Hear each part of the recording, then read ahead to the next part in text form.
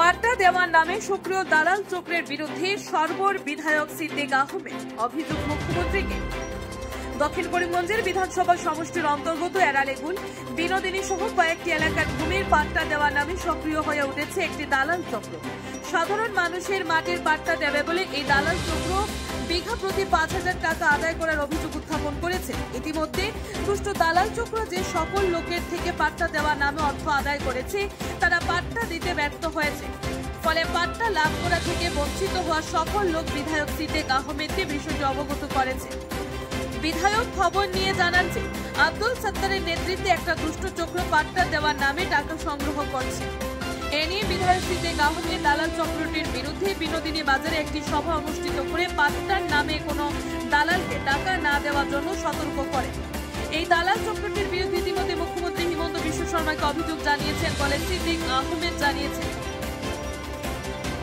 অন্যদিকে প্রাক্তন জেলা পরিষদ সদস্য হাজী আবু বকর সিদ্দিক অভিযোগ আব্দুল সত্তার নামের এক দালাল, তার কোনো উপার্জন নাই, ব্যবসা নাই, দালালি করে চলে আসছে। পাট্টা দেওয়ার নামে ইতিমধ্যে ৩০০ থেকে ৪০০ লোকের টাকা আদায় করেছে বলে তিনি দাবি করেন। ইয়ার লোকেল যিবোৰ মানুহ চাওক, ইয়াত কিছু দালাল ৰাজ আছে। কিছু মানুহে এই পাট্টা দিয়াৰ নামত মানুহবিলাক বয়ত আতংকিত। এইটো টাইমত যদি কোনোবাই গৈ কয় যে মই পাট্টা দিব পাৰিম, মই কেছ কৰিছোঁ, এই কৰিছোঁ, সেই কৰিছোঁ, আপোনালোকে খিয়াৰ প্ৰতি বিঘা প্ৰতি আপোনালোকে আমাক সহায় কৰক, তেনেকুৱা এটা ৰেচিঅ' পৰিছে। ৫,০০০কে পাৰ খিয়াৰত মানে এটা ৰেট পৰিছে, এইটো লোৱাৰ মানে কথা কোৱা হৈছে।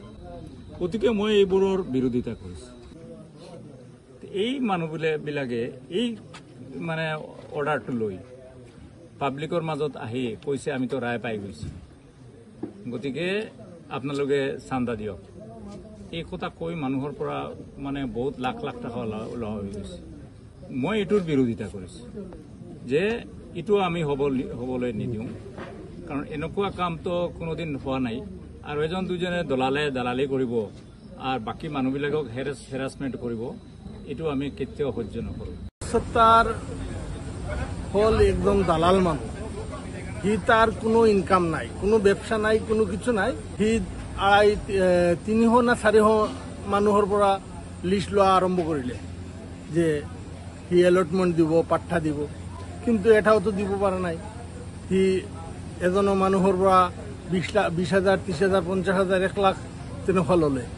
এই পাট্টা দিব বুলি মানুহৰ পৰা, এই বান্দৰগুনাৰ বহু মানুহ আছে, বিনোদিনী জীবীৰ বহু মানুহ আছে।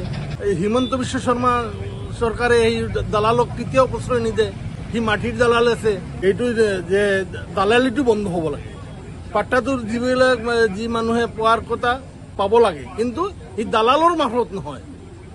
যেনেকুৱা পইচা নিদি পাট্টা পায়, এইটো ব্যৱস্থা কৰি দিব লাগে।